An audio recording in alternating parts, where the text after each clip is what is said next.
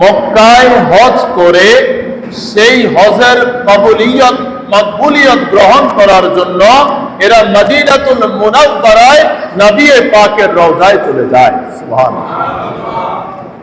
আমার প্যারা মাহবুব নবী রাসূলুল্লাহ সাল্লাল্লাহু আলাইহি ওয়াসাল্লাম হাদিসে মুবারাকায় ইরশাদ করছেন, মান জারানি মুতাআম্মিদান কানা ফি জাওয়ারি ইয়াউমাল কিয়ামাতি ওয়া মান সাকানাল মদিনাতা ওয়া সাবারা আলা বালাইহা কুনতু লাহু শাহীদান ওয়া শাফিয়ান ইয়াউমাল কিয়ামা। উচ্চ আওয়াজে পড়ুন সুবহানাল্লাহ। সুবহানাল্লাহ। আল্লাহর প্যারা মাহবুব নবী বলেন, যে ব্যক্তি হজ করার পরে আমি নবীর রওজা জিয়ারত করবে অথবা এমনিতেই উমরা করতে এসে আমি রাসূলের রওজা জিয়ারত করবে, কিয়ামতের দিন ওই ব্যক্তি আমি নবীর কাছে থাকবে। সুবহানাল্লাহ। আরেকটু জোরে করতে হবে সুবহানাল্লাহ। সুবহানাল্লাহ। হাশরের ময়দান এটা এমন একটা ময়দান যেখানে মা তার ছেলেকে চিনবে না, বাবা তার মেয়েকে চিনবে না, স্বামী স্ত্রী একে অপরের পরিচয় দেবে না, দাদা নাতি, দাদা নাতি, নানা নাতি, অর্থাৎ দুনিয়ার যত সম্পর্ক আছে সবাই সেখানে কেবল ইয়া নাফসি করবে। কেউ কারো পরিচয় দেবে না, কেউ কাউকে চিনবে না। আমার নবী বলেন, ওই কঠিন রোজ হাসরের ময়দানে আমি রাসূল ঘোষণা করছি, মান জারানি মুতাআম্মিদান কানা সাবারি ইয়াউমাল কিয়ামা, যে ব্যক্তি আমার রওজা জিয়ারত করবে ওই কিয়ামতের ময়দানে আমার ওই উম্মত আমি নবীর কাছে থাকবে। সুবহানাল্লাহ। এরপর আমার নবী বলছেন, ওমান সাকানাল মদিনাতা ওয়া সাবারা আলা বালাইহা কুনতু লাহু শাহীদান ওয়া শাফিয়ান ইয়াউমাল কিয়ামা।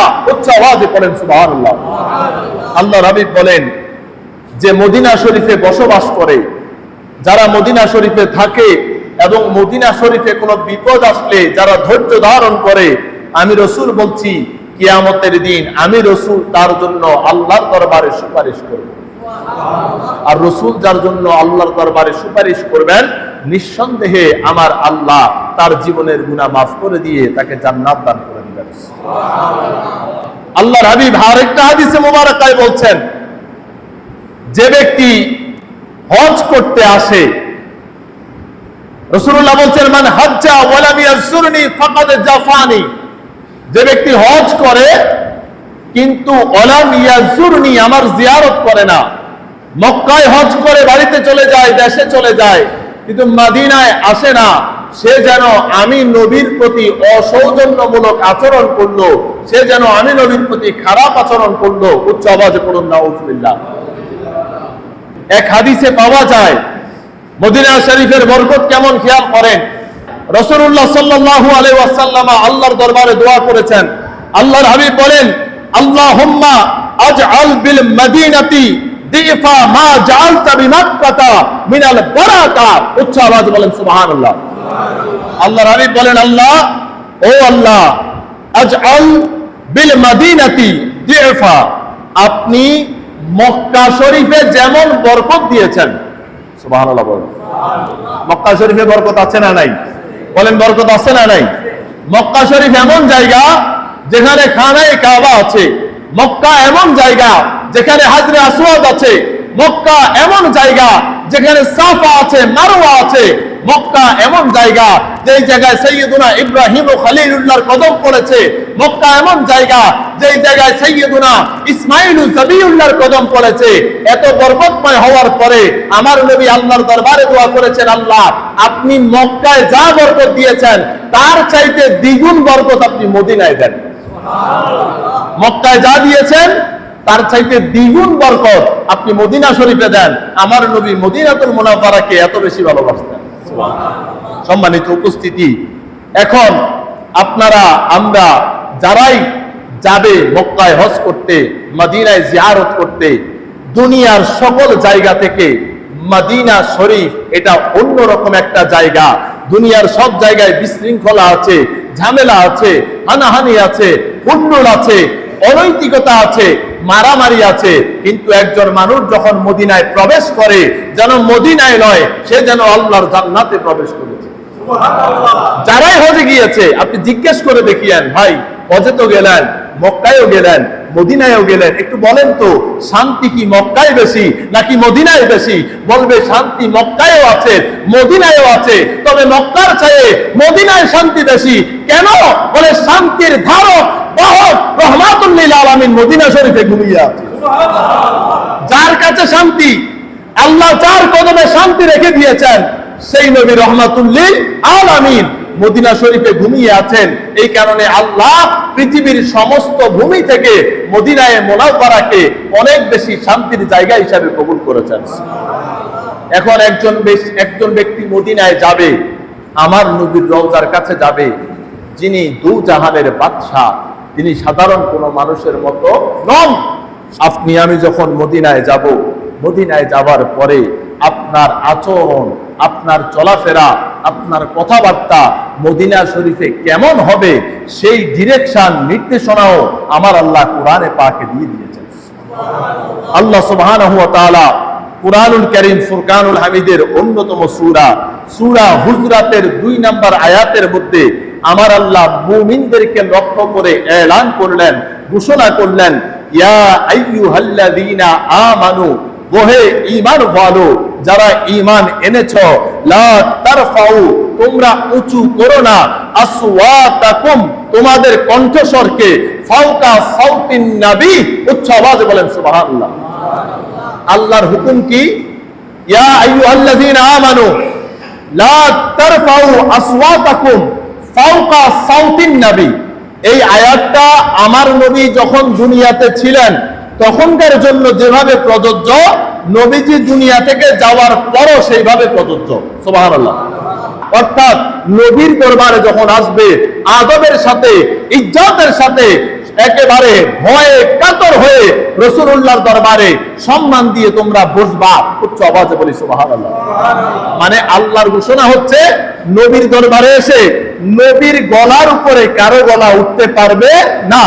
এরপর আমার আল্লাহ ঘোষণা করছেন এই আয়াতের মধ্যে, ওয়ালা তাজহারু লাহু বিল কাউলি কাজাহরি বাদিকুম লিবাদ।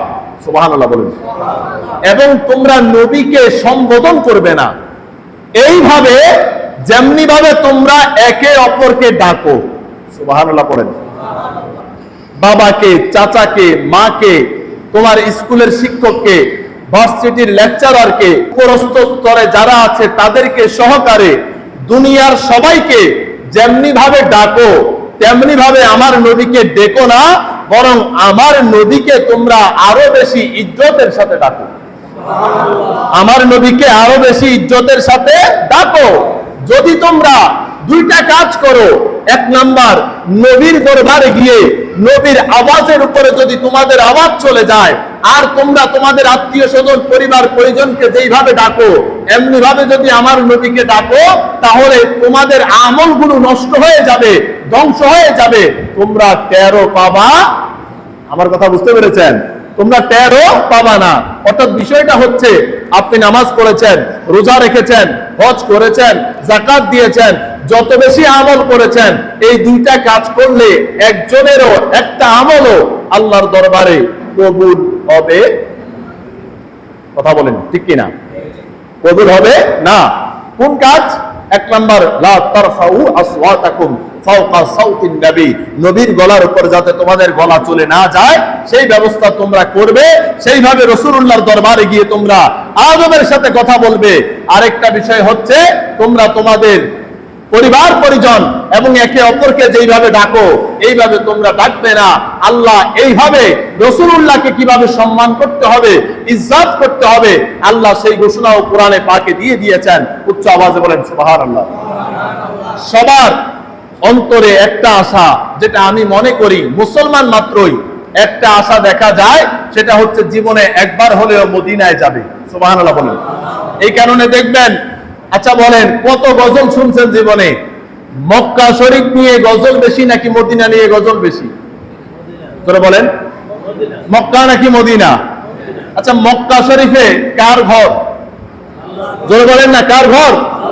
আল্লাহর ঘর মক্কায়। সেই ঘর নিয়ে এত গজল নাই, কিন্তু নবীর ঘর, নবীর হুজরা, নবীর রওজা মদিনায়, সেই ঘর, সেই জায়গা, সেই হুজরা, সেই শহরকে নিয়ে এত বেশি গজল কেন? কারণ আল্লাহ তাআলা সূরা ইনশিরার মধ্যে বলেছেন, ওয়ালা ফা'না লাকা যিকরাক, হে আমার প্রিয় মাহবুব, আমি আল্লাহ আপনার মর্যাদাকে, শানকে, আজমতকে, ইজ্জতকে আমি আল্লাহ সবার উপর বুলন্দ করেছি। আমি আল্লাহ আপনার সম্মানকে সবার উপর স্থান দিয়েছি। উচ্চ আওয়াজে পড়েন সুবহানাল্লাহ। যেহেতু আল্লাহ বলেছেন ঘোষণা দিয়ে যে আমি আল্লাহ আপনার মর্যাদাকে সবার উপরে উঠিয়ে দিলাম, এই জন্য মক্কার নামে এত গজল নাই যত গজল মদিনার নামে আছে। সুবহানাল্লাহ। যেটা আমরা সবাই মিলে একটু আগেই বলেছি, আবার একটু সবাই মহব্বতের আওয়াজে, মদিনা মদিনা আশিক ও মুমিনের ঠিকানা, মদিনা মদিনা দিদার চেয়ে কাঁদো তোমরা, দিদার চেয়ে কাঁদো তোমরা, হও না নবীর দিওয়ানা, মদিনা মদিনা। আল্লাহ আমাদের সবার ভাগ্যে জিয়ারতে মদিনা কবুল করুক, জোরে বলেন আমিন। সম্মানিত উপস্থিতি, এখন আপনি যখন মদিনায় যাবেন, মদিনায় যাবার পরে আপনার জন্য কি পুরস্কার আছে আমার নবী হাদিসে মোবারকায় সেটাও বলছেন। রাসূলুল্লাহ সাল্লাল্লাহু আলাইহি ওয়াসাল্লাম দারে কুতনি শরীফের হাদিসের মধ্যে বলছেন, মান যারা কবরি ওয়াজাবাত লাহু শাফাআতি, যে ব্যক্তি আমি নবীর রওজা জিয়ারত করবে, আমি নবীর ইন্তেকালের পরে আমি নবীর মদিনায় আসবে এবং আমার রওজা জিয়ারত করবে, ওয়াজাবাত লাহু শাফাআতি, আমি রাসূল নিজের উপরে আবশ্যক করে নিলাম হাসরের ময়দানে তার জন্য সুপারিশ করা। অর্থাৎ যে ব্যক্তি আমি নবীর রওজা জিয়ারত করবে, আমি নবী হাসরের ময়দানে তার জন্য সুপারিশ করব, আল্লাহ তাকে অবশ্যই জান্নাত দান করবে। এবার ইমানদার কে কে একটু ডান হাত তুলে দেখান, আল্লাহর ফেরেশতারা সাক্ষী হয়ে যাক। নারায়ে তাকবীর, নারায়ে রিসালাত, আহলে সুন্নাত ওয়াল জামাত। আল্লাহ কবুল করুক, জোরে বলেন আমিন। আমরা আপনারা ইমানদার অবশ্যই, এটা আমরা সবাই জানি, তারপরও হাত তুললাম। হয়তো বা আল্লাহ ফেরেশতাদেরকে বলবে এ বান্দার কোনো আমল নাই, কিন্তু সে ইমানদার বলে হাত তুলে সাক্ষী দিয়েছে, এই জন্য আমি আল্লাহ তাকে মাফ করে দিলাম। আল্লাহ চাইলে মাফ করতে পারে কি পারে না? ইমানের কথাটা এই জন্য বললাম, আমাদের সবার একটা বাড়ি আছে না নাই? বলেন না, বাড়ি আছে না নাই? পাখির একটা বাসা আছে না নাই? সাপের একটা গর্ত আছে না নাই? আমি আপনি সারাদিন শেষে নিজের বাড়িতে ফিরে যাই, কথা বলেন ঠিক কিনা? পাখি সারাদিন শেষে নিজের বাসায় ফিরে যায় দল বেঁধে, সাপ সারাদিন ঘোরাঘুরি করে নিজের গর্তে ফিরে যায়। আমার আপনার যেমনি ভাবে বাড়ি আছে, সাপের যেমনি ভাবে গর্ত আছে, পাখির যেমনি ভাবে বাসা আছে, আমার নবী বলে ইমানেরও একটা বাড়ি আছে, ইমানেরও একটা বাসা আছে। জোরে বলেন সুবহানাল্লাহ। এখন ইমানের বাড়িটা কোথায় সেই কথা আমার নবী হাদিসে মুবারাকায় বলছেন। হযরত সাইয়্যিদুনা আবু হুরায়রা রাদিয়াল্লাহু তাআলা বর্ণনা করেছেন, আমার নবী ইরশাদ করেন, ক্বালা ইন্নাল ঈমানা লা ইয়ারিজু ইলাল মাদিনাতি কামা তারিজুল হাইয়াতু ইলাল হুজরিয়া। উচ্চ আওয়াজে বলেন সুবহানাল্লাহ। আল্লাহর হাবিব ইরশাদ করছেন, হে দুনিয়ার মানুষেরা, হে দুনিয়ার মানুষেরা, তোমরা শুনে রাখো, একটা সাপ যেমনি ভাবে সারাদিন শেষে তার গর্তে প্রবেশ করে, ইমানেরও একটা বাড়ি আছে। ইমান সারা বিশ্ব সফর করে কিয়ামতের আগে ইমান মদিনা শরীফে প্রবেশ করবে। মদিনাই হচ্ছে ইমানের বাড়ি। তাহলে ইমানের বাড়ি কোথায়? জোরে বলেন, ইমানের বাড়ি কোথায়? আল্লাহ আমাদেরকে সেই মদিনার প্রেম অন্তরে ধারণ করবার মতো তৌফিক দান করুন, বলেন আমিন। প্রথম কথা শেষ। দ্বিতীয় কথা, আমরা সবাই জান্নাতে যেতে চাই তো নাকি? বলেন চাই কিনা? আচ্ছা বলেন তো, দুনিয়াতে জান্নাত আছে না নাই? সবাই বলেন আছে না নাই? কোথায় আছে বলেন? হ্যাঁ, মদিনা। আচ্ছা, একজন বললেন মদিনা, আর কোন জান্নাত দুনিয়াতে আছে? কোথায় কোথায়? হ্যাঁ, মসজিদ হইল, আর আর আছে, আর আছে, আর আরেকটা আছে বলেন।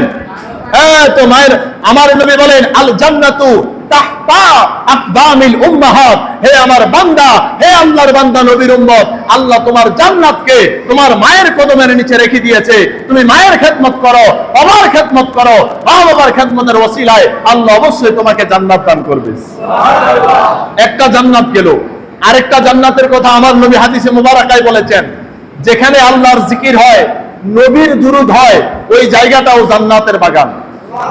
এই জন্য আলেম ওলামারা যখন একটা ক্ষেতের মধ্যে, জমির মধ্যে, প্যান্ডেলে, কারো বাড়ির সামনে মাহফিলের সামিয়ানা সাজানো হয়, বলে আজকে এটা কোনো উঠান নয়, এটা কোনো ক্ষেত নয়, জমি নয়। যখন এখানে মাহফিলের সামিয়ানা হয়েছে, আল্লাহর জিকির হয়েছে, নবীর দুরূদ হয়েছে, সাথে সাথে আল্লাহ এই জায়গাকে জান্নাত হিসাবে কবুল করে নিয়েছে।